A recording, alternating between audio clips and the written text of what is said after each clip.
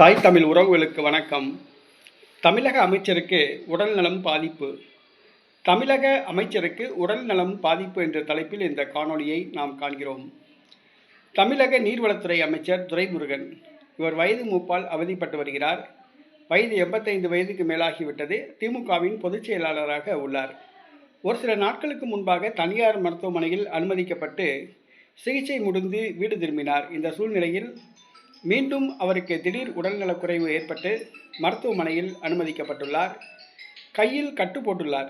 கையில் எதுவும் எலும்பு முறிவு ஏற்பட்டுள்ளதா என்பது தெரியவில்லை. தமிழ்நாடு முதலமைச்சர் மு.க.ஸ்டாலின் நேரடியாக மருத்துவமனைக்கு சென்று துரைமுருகனை சந்தித்து உடல் நலம் விசாரித்துள்ளார்.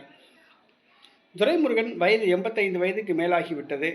அவர் அமைச்சர் பதவியில் நீடிப்பது நல்லதல்ல, அவருடைய உடலுக்கும் நல்லதல்ல.